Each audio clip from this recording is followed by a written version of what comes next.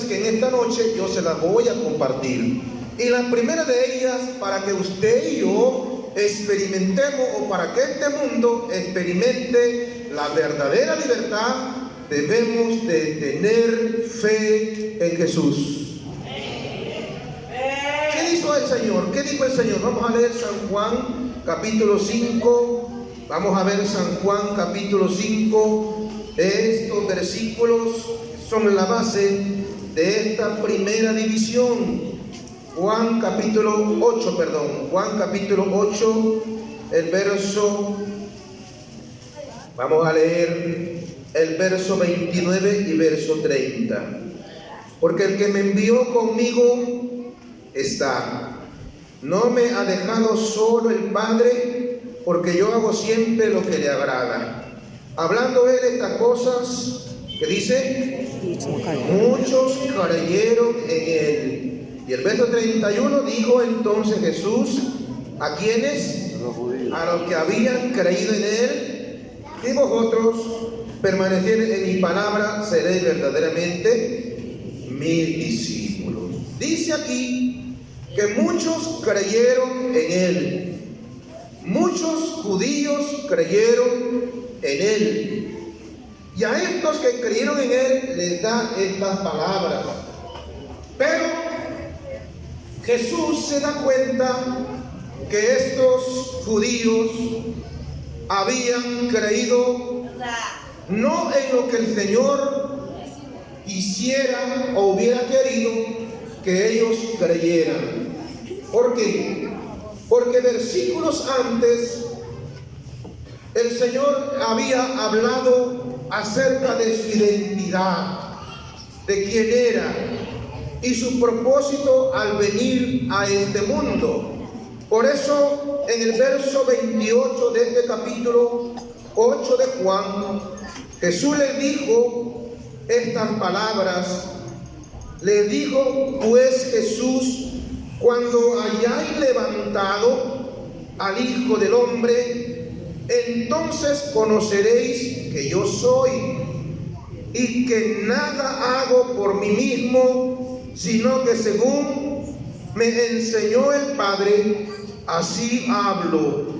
Hay una palabra aquí que Jesús usa, un término que Jesús usa, el término levantar, para referirse a la pronta muerte que él iba a tener, el sacrificio en la cruz. Pero no solamente que quedaría en la cruz, sino que el Padre lo levantaría de entre los muertos y lo levantaría para ascender y retornar al Padre. Ese término levantar para los judíos no lo entendieron así, no entendieron eso. Ellos entendieron otra forma, que Jesús estaba hablando de un levantamiento político militar. Ellos estaban viendo a Jesús y creyendo en él como un Mesías político, como un Mesías que venía para levantarse en armas, para levantar al pueblo, para levantar a la nación y luchar contra los romanos que desde el año 63 antes de Cristo hasta el año 313 estuvieron bajo su dominio. Eso creían ellos. Pero Jesús no les estaba hablando de este mesianismo. Su mesianismo era que él venía para dar una libertad espiritual. Una falsa expectativa se crearon los judíos, y hay hermanos también en la iglesia que hemos tenido o estamos teniendo una falsa expectativa con respecto a Jesús, igual que los judíos. Queremos que el Señor nos resuelva los problemas que nada tienen que ver con el propósito por el cual vino Jesús a este mundo. Los apóstoles entendieron esto.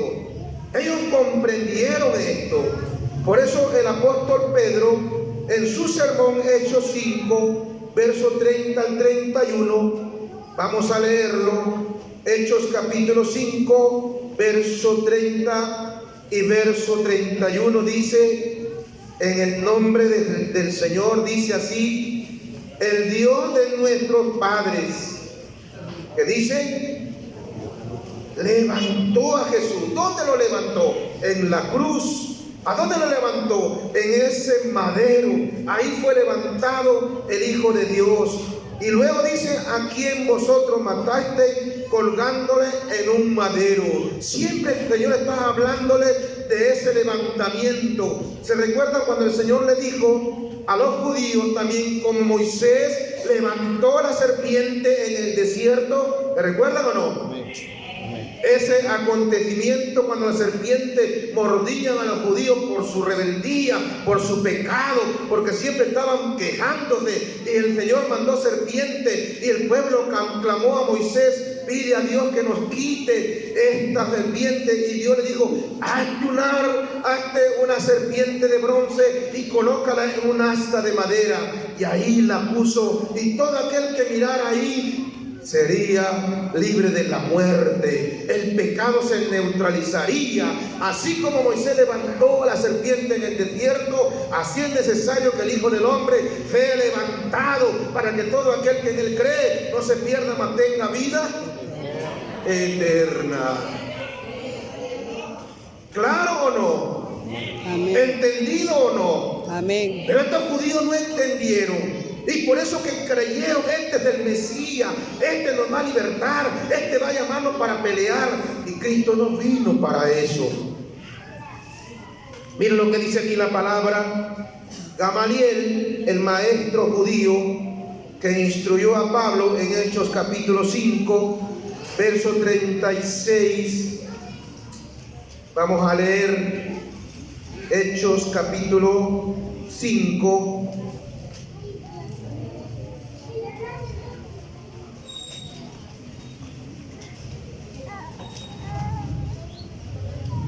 Versículo 35 leemos. Y luego dijo, varones israelitas, mirad por vosotros lo que vais a hacer respecto a estos hombres, o sea, a Pedro y a Juan, porque antes de estos días, ¿qué dice? Se levantó, aquí hay un término de levantamiento, se levantó Teudas, diciendo que era alguien. A este se unió un número como de 400 hombres, pero él fue muerto, y todos los que le obedecían fueron dispersados y reducidos a nada. Después de este se levantó Judas el Galileo en los días del censo y llevó en pos de sí a mucho pueblo. Pereció también él, y todos los que le obedecían fueron dispersados. Todo este tiempo habían mesías que se levantaban el pueblo, reunían ejércitos, soldados para pelear contra Roma, y no pudieron, los doblegaron. Y estos judíos pensaban que Jesús era otro de estos, como Teudas o como Judas Galileo. Por eso, cuando Jesús les revela su propósito, ¿cuál fue la reacción de ellos? Lo quisieron matar. Lo quisieron. Y esa es la razón por la cual todo el ministerio del Señor fue rechazado, porque ellos no aceptaban a un Mesías que venía a sufrir, que venía a dejarse golpear y luego ir ahí a la cruz clavado. Ellos no aceptaron esto, porque ellos esperaban un Mesías político, un Mesías militar, mas no lo que Cristo les había venido a ofrecer. Miren lo que dice en Juan 8:37. ¿Cuál fue la reacción de los judíos? Juan 8:37. ¿Ya lo tienen? Sé que soy descendiente de Abraham, pero procuráis matarme, porque mi palabra no haya cabida en vosotros. Y el verso 40. Pero ahora procuráis matarme a mí, hombre, que os he hablado la verdad, la cual he oído de Dios. No hizo esto Abraham. No creyeron en Jesús para ser verdaderamente libres, tenemos que creer en Jesús. Pocos creen en Jesús. No tengamos falsa expectativa. No te creas en la mente un falso Mesías. No estemos teniendo en nuestra mente un Mesías diferente al que el Señor ha revelado aquí. El Mesías que venía a dar libertad no era una libertad militar, era una libertad espiritual. Y eso es lo que el Señor nos ha dado cuando hemos creído en Él por la fe. Por eso Pablo dice en la carta a los Efesios: por gracia somos salvos por medio de la fe. Y esto no de vosotros, pues es don de Dios. Alabado sea el Señor. Gloria a Dios. Alábelo si usted puede.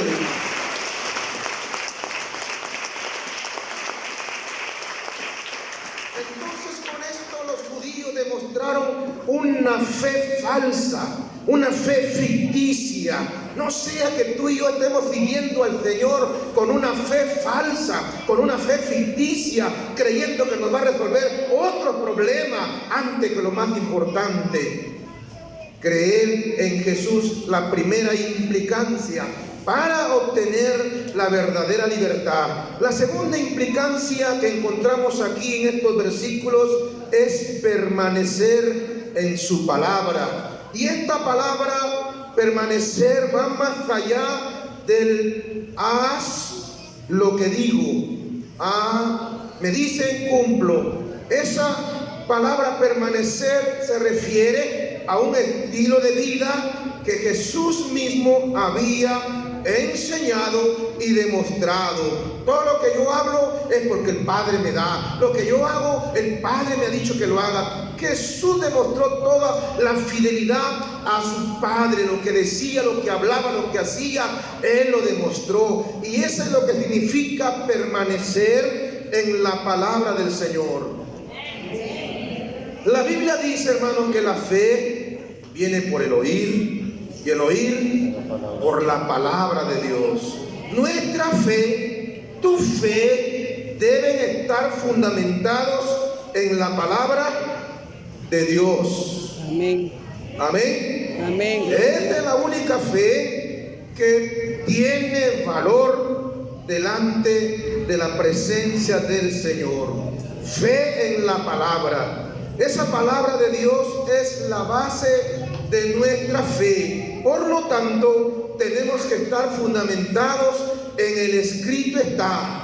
Como Jesús siempre en su ministerio estaba diciéndole, primero le dijo al diablo, escrito está. A los opositores le decían, ¿no han leído lo que dice el profeta? Lo que en el principio fue. Siempre Jesús estaba hablando de la escritura y de la palabra. Y el permanecer en la palabra tenemos que también nosotros tener fundamento en lo que dice la palabra del Señor. Y durante todo el Antiguo Testamento, desde el Génesis hasta Malaquías, los profetas, en el Pentateuco, todos ellos venían hablando y revelando al Hijo de Dios, al Mesías, al Salvador, los sacrificios, las fiestas, todo eso estaba revelando el Señor, lo que significaba la venida del Mesías. Y los judíos no estaban ajenos a este conocimiento, pero tristemente ellos tenían el entendimiento entenebrecido. Por eso, hermanos, ellos no entendieron esto. Permanecer en la palabra implica que no debemos dejarnos gobernar por nuestras emociones. Cuando aceptamos a Jesús como nuestro Señor y Salvador, ¿cómo nos interesamos en la palabra? Teníamos hambre espiritual y leíamos la palabra capítulos enteros, hermanos. Queríamos estar horas y horas en la palabra. Como, hermanos, teníamos hambre, deseo por la leche espiritual no adulterada. Pero tristemente, hermanos, comenzamos a pasar años, y eso noto en varios creyentes aquí, comienzan a tener algunos añitos ya de cristianismo, y luego comienza esa emoción a disiparse. Las pruebas, las necesidades, la enfermedad, los afanes de este mundo, dijo el Señor en la parábola del sembrador, comienzan a ahogar la palabra de Dios. ¿Cuánto leyeron Mateo capítulo 13?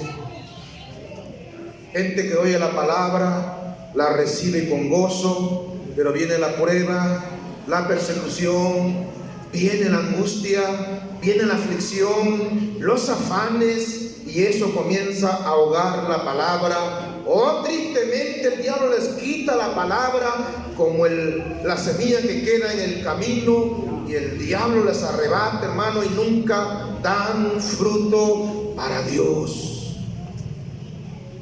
Permanecer en la palabra.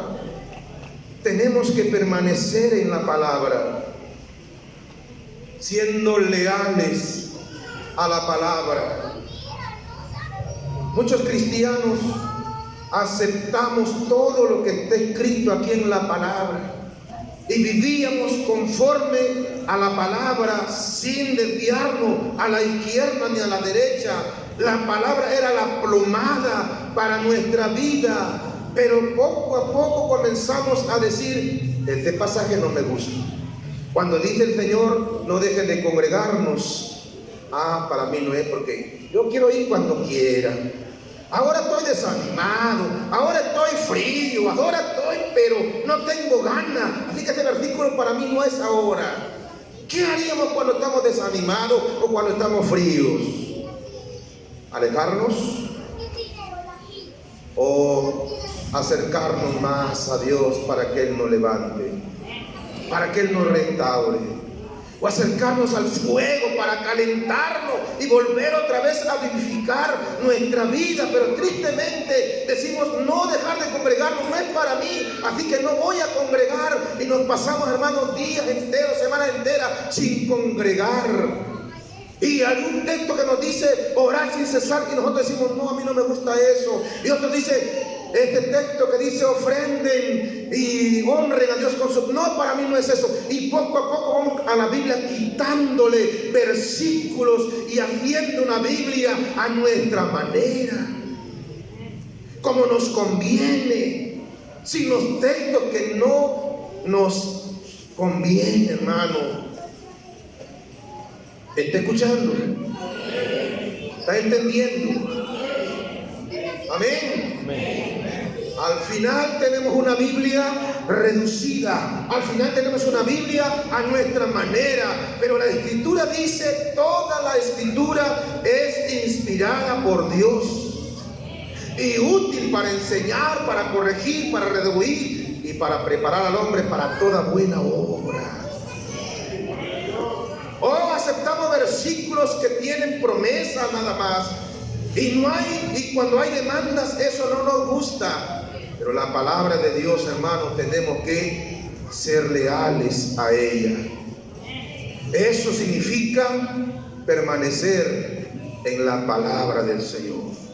Amén. Muchos predicadores, muchos escritores de libros, hermanos, han sido fieles a esta palabra, pero pasan los años, hoy están diciendo que no es así, hoy están diciendo que Cristo no viene, hoy están diciendo que la iglesia pasa la gran tribulación, otros dicen que ya no hay pecado, otros que no hay infierno, otros están diciendo por ahí que Cristo no ha resucitado, que lo han encontrado en la tumba y ahí está tu cuerpo seco. Mentiras del diablo. El cristiano tiene que permanecer en la palabra, porque esta palabra de Dios es inalterable. Amén.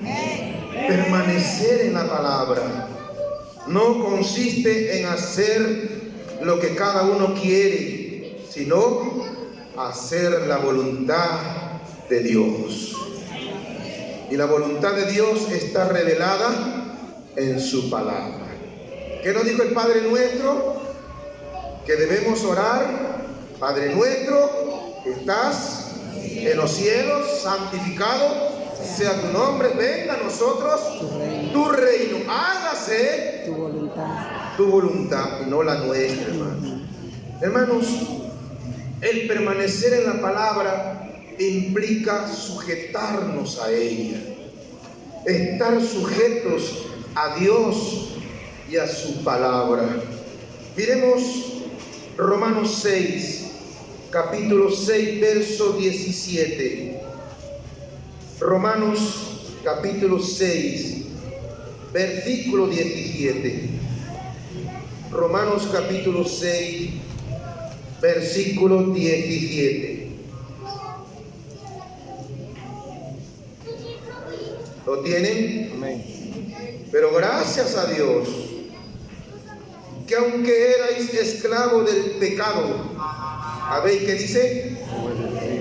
Obedecido de corazón a aquella forma de doctrina a la cual fuiste entregado. ¿Qué doctrina? La palabra de Dios. Y libertad del pecado, viniste a ser siervos de la justicia. Qué contradictorio, libre para ser siervo. Claro, esa es la verdadera libertad. ¿Sí? Soy libertado de la cautividad para convertirme en siervo de Dios, estando sujeto a ello. Amén. Los inventores de los aviones dicen que siempre quisieron inventar, modificar los aviones que vuelen más alto y que vuelen a mayor velocidad. Por eso que tenemos aviones, pues, hermanos, que supersónicos, porque ellos comenzaron a trabajar en eso, haciendo de que el avión pueda hacerse poco resistente a la ley de la gravedad y también poco resistente al aire para poder volar. Eso es lo que pasa con un cristiano. Cuando un cristiano se hace poco resistente a la palabra, no que la resiste, no que la discute, no que la contradice, sino que se somete y no hace resistencia a lo que Dios manda, ese cristiano va a vivir una plena y verdadera libertad. ¿No me entendieron? No me entendieron. El cristiano que hace poca resistencia a esta palabra, que dice a mí no me gusta eso, ese cristiano siempre será esclavo. Pero aquel cristiano que se somete, que no hace resistencia a lo que está escrito en la palabra, será verdaderamente libre. Amén. Alabe al Señor si usted entiende esto, hermano.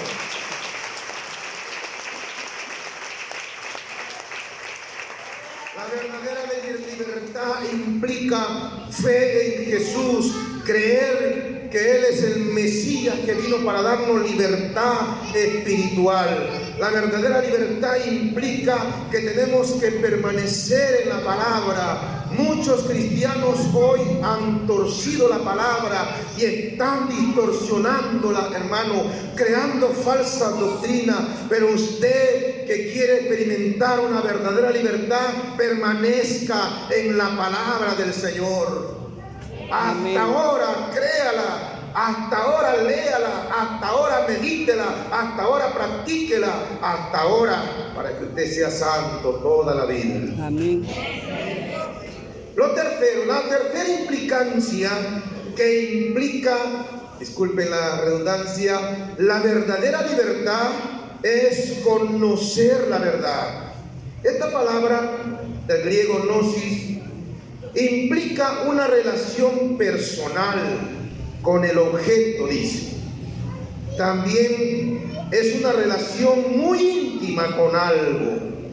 Y esta libertad se podía entender de dos formas en aquel tiempo. Número uno era que había un concepto del poder verdadero. El poder verdadero consistía para referirse al imperialismo militar de Roma. Era perfecto, era este imperio el poder verdadero, que no había otro poder que lo pueda igualar, pues había conquistado casi toda Palestina, y a Israel lo tenía, como dije antes, desde el año 63 antes de Cristo hasta el año 313 bajo su dominio. Por eso se le llamaba el poder verdadero, la fuerza que mostraba este imperio. Le atribuía esta frase, poder verdadero. Pero a eso viene otra frase: la verdad os hará libres. Como que se enfrentaron ahí el poder verdadero de Roma y la verdad que venía de Dios, esta verdad que nos hace libres. Y esta palabra, hermano, esa palabra libre en el griego es eleuterio. Si tiene un hijo, póngale eleuterio. Si tiene una hijita, póngale eleuteria. Porque significa libre.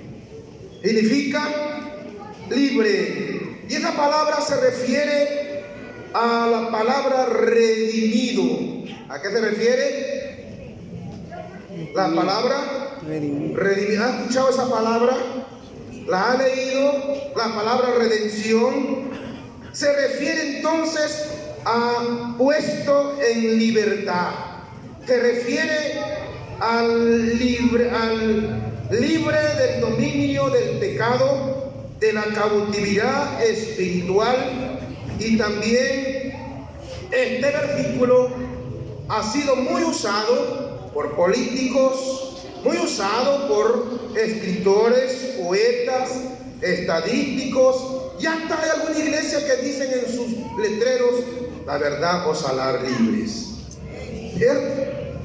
Pero no es la verdad de Cristo, sino los conceptos que ellos creen, ¿no? Entonces tenemos que entender que Jesús quiso decir que los judíos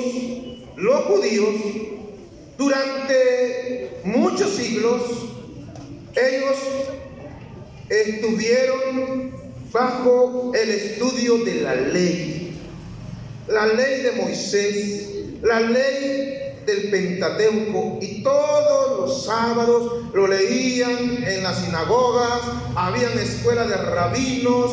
Ellos entonces conocían la ley, pero la ley jamás hizo libre al pecador. Nunca hizo libre al pecador. Esto usted lo sabe, usted lo conoce. Por eso los gobernantes creían que el pueblo que no conocía la ley, porque solamente había una casta sacerdotal que conocía la ley y el pueblo casi no, los consideraban malditos, porque estaban bajo maldición al no conocer la ley. No los consideraban libres, los consideraban esclavos, malditos. Eso está en Juan 7:49, para que usted conozca. Juan 7:49. Juan capítulo 7, versículo 49. Desde el verso 48.